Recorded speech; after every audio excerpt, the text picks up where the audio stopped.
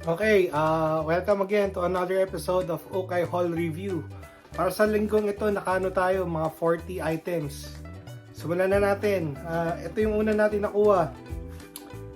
Yamaha na hat. Pero hindi siya official, embroidered lang siya sa Port Authority na hat. So, pero maganda yung pagkakagawa niya. Yan, Yamaha. Para sa mga mahilig dyan magmotor na may Yamaha na brand. Ito, paamauwi ko to ng November. Next one. It's a size 6XL. White. Lacoste.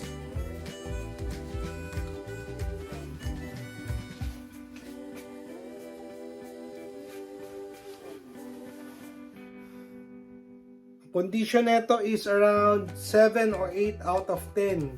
Malinis pa to. Malinis sa malinis. Wala nakalagay kung saan siya made. Anyways, hindi naman siya urong. Maganda pa to.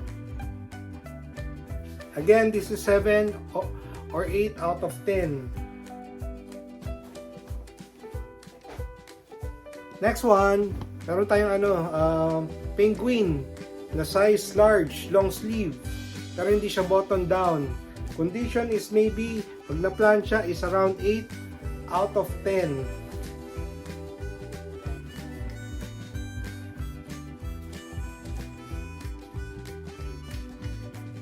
Buong buo pa, wala naman tama. Yan. Pero medyo slim siya for ayan, heritage slim pala to. Heritage slim fit for size large ng penguin. Again, this is a 8 out of 10 condition.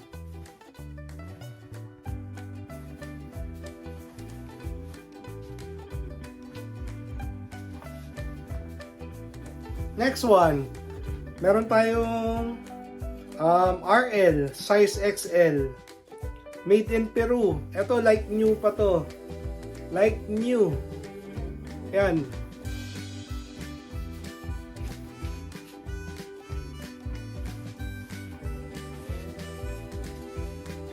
First time ko makita multicolored na pony on black. Usually white or red. Anyways, yan. Condition nito is maybe 8 or 9 out of 10. Size XL. Buong buo pa. Long back. Ayan. Next one. Mga past few Okay Haul review natin, nakakuha tayo ng penguin na brand new, dalawa. Finally, nakuha natin yung pangatlo. Ito. Available pa siya. So, ito yung pangatlo. This is a size large. Oh, hindi ko napansin. Maganda rin pala siya. Buti na lang inabot ko pa to.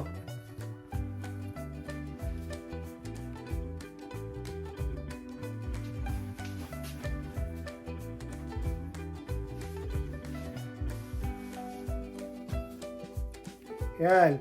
Pero ito, half off na. So, hindi na tayo ganun kataas. Hindi na ganun kataas yung binayad natin dito.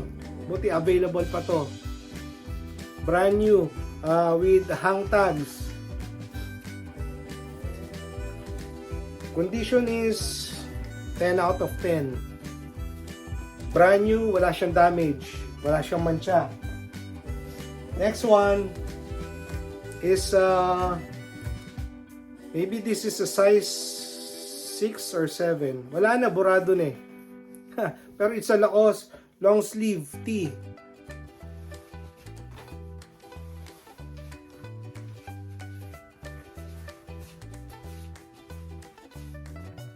Yan. Condition nito is 6 or 7 out of 10. Wala naman siyang butas. Maganda pa yung fit. Hindi naman bagsak masyado yung kanyang kwelyo. Buong buo pa siya. Yan. Again, the condition nito is 6 or 7 out of 10. Next one is 3XB. Oh, parang suot ko. Magkadikit mo ba ng kulay? Ito mas dark to.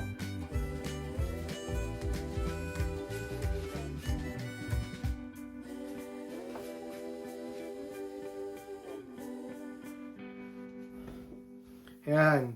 So, condition na ito is 6 or 7 out of 10. Pocket tee.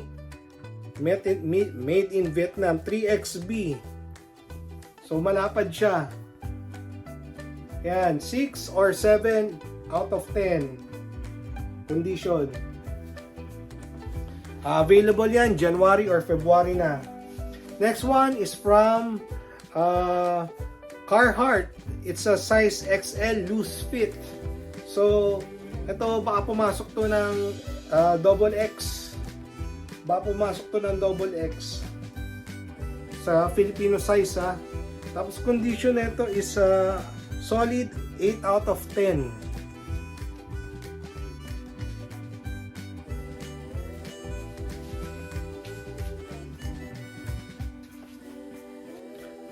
Baka pwede pang pumasok sa 9. Buong buo pa to. Ayan o, buong buo pa. Ganda ng kulay nito.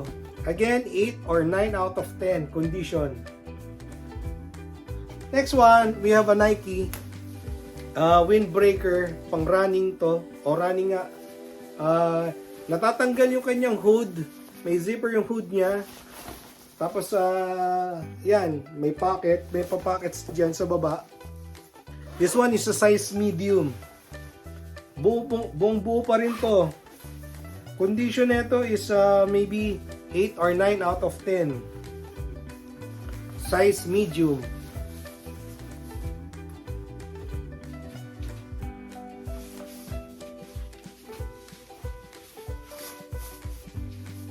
Maganda.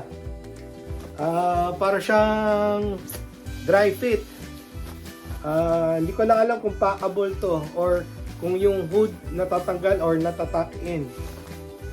O napapak. Anyways, yan. Condition is 8 or 9 out of 10. Next one, again, balik tayo ng RL. This one is a size large, X large, XL. Maganda. Condition is 8 out of 10 or 9 out of 10. 8 or 9 out of 10.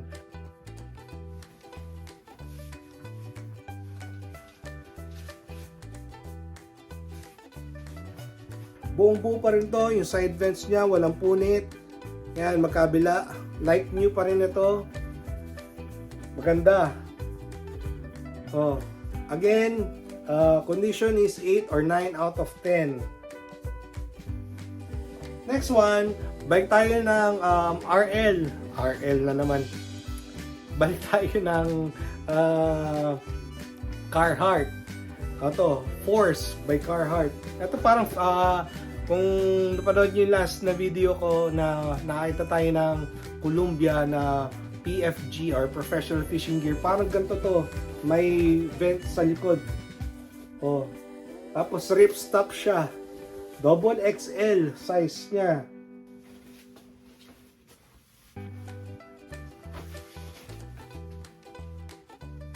Maganda rin. Walang kasira-sira. Condition is 8 or 9 out of 10. Walang mancha. Walang nik-nik. Buong buo. Again, 2XL. Condition is 8 or 9 out of 10. 8 or 9 out of 10. Yan. Next one, we have a basic button down from RL. This one is a size 17 or maybe XL. XL na to. Yan, size 17.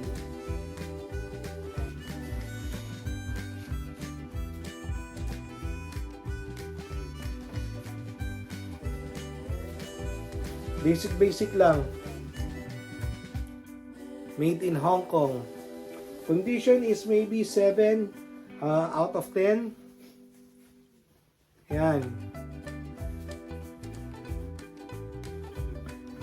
Again, 7 out of 10 condition. Next one, balik ulit tayo ng Lacoste. This one is a 3XXLT. So, 3XL na siya, tapos long pa. So, malaki talaga to. Condition nito is around 7 out of 10. So, sa mga big boys, ito, meron tayong isang Lacoste na available.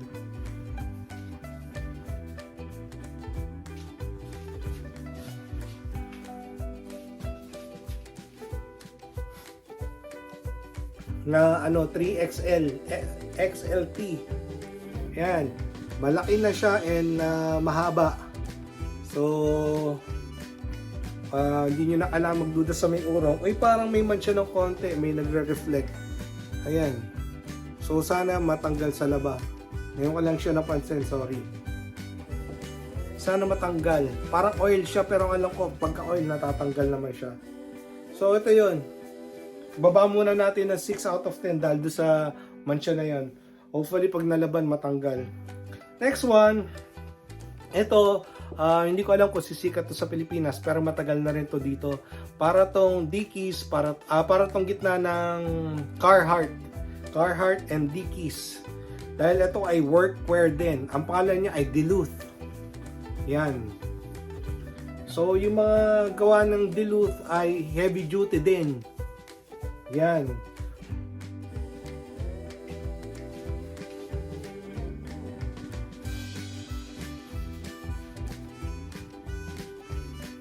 Makakapal din siya, heavy. Pang workwear, usually itong Duluth na to. This one is a size L, pero medyo mahaba siya. Pocket T. Condition nito is maybe 9 out of 10. Like new. Kaya ako siya kinuha, like new. Kung nalagyan lang to na hangtag, mukha na siyang brand new. Pero mahaba yung niya, fitting niya. So, pangpayat na matangkad. Next one is a graphic tee. May mark dito na 2014. Hindi naman katandaan to. Kinuha ko lang to dahil para siyang The Mountain vibes. Pero hindi siya The Mountain. 3D tees. 3D tees by The Mountain ata rin to. I'm not so sure. Anyways, it's a size XL. Condition is around 6 out of 10. Kung naalala nyo yung nakuha kong The Mountain na may tatlong wolf, parang ganun yung condition nito. Pero ito, ayan. Ang ganda lang nung niya, print niya. Parang mosaic na aso. Tapos nalagay dyan, a dog is the only thing on earth that loves you more than yourself. So, yan.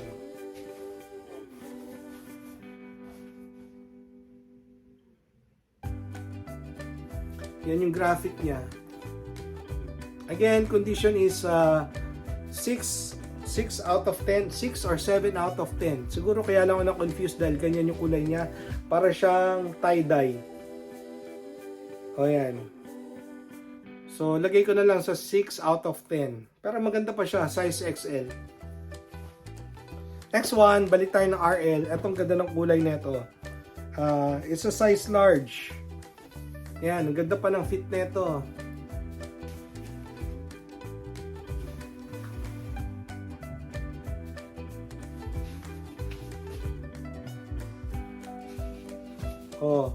May konting dumi lang dyan. Sa tingin ko, washable stains yan. Washable. Matatanggal yan sa laba. So, condition nito, kundi lang sa dumi, lagay ko na lang na 7 out of 10. Yan. Kung malinis siya, sa tingin ko pwede pa umangat ng 8. Pero, doon lang tayo sa 7. 7 out of 10. Ganda. Size large. Wala pa yung mga actual length. Pagdating na lang ng Pilipinas, doon na lang natin susukatan. Hindi na ito makakarating ng this year. For next year na yan, January or February na talaga. Next one, balik tayo ng Lacoste. It's a size 6. Size 6, made in Peru. Although this one is made in Peru, ang ganda ng nito, color combination. Hindi siya plain, so kaya ako siya kinuha. And ito, nagbayad ako dito. Alam ko, mataas yung binayad ko dito. Pero pag hindi ko inuwa, tapos nawala siya susunod, baka magsisilang ako. So kahit na medyo mahal, kinuha ko na.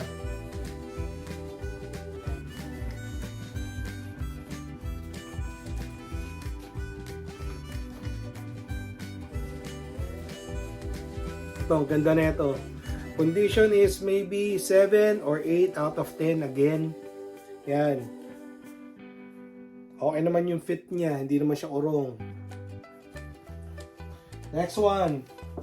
Balik tayo ng RL.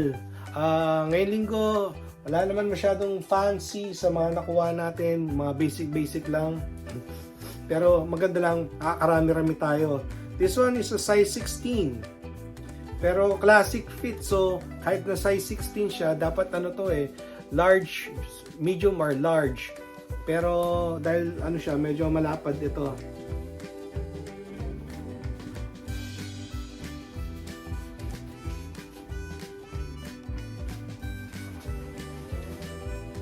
Condition nito is maybe 7 or 8 out of 10.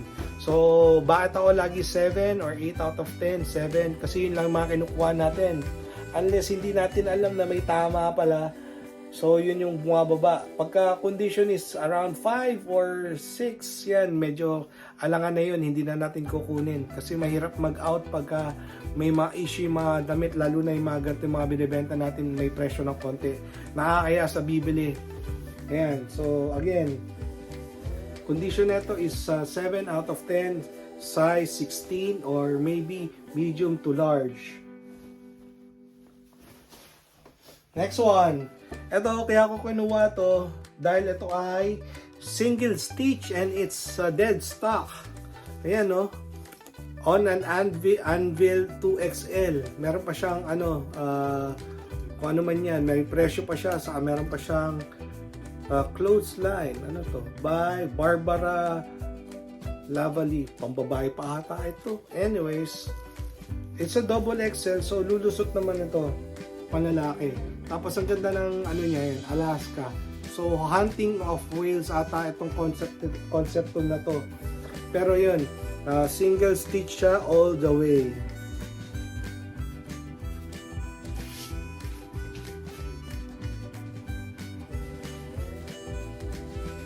And it's a dead stock, kaya ako siya kinuha. Yan. Condition is 10 out of 10, I guess. Next one, balik tayo ng RL. This is a button down na short sleeve. Ang size niya ay size large.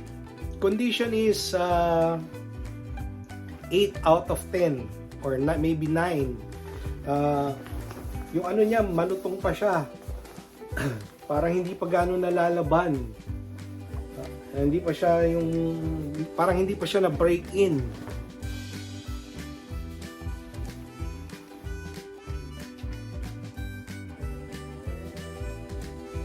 Yan. Size large. Condition 8 or 9 out of 10. Ito, yan. Available to January, February na. Next one is Oakley. Ito, alam ko nakakuha na ako nito a few weeks ago. Exact color, I don't know about the size.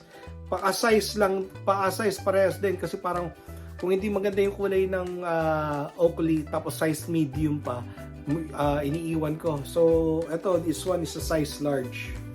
Condition is 8 out of 10. Buong buo pa ito. Yan. Buong buo pa.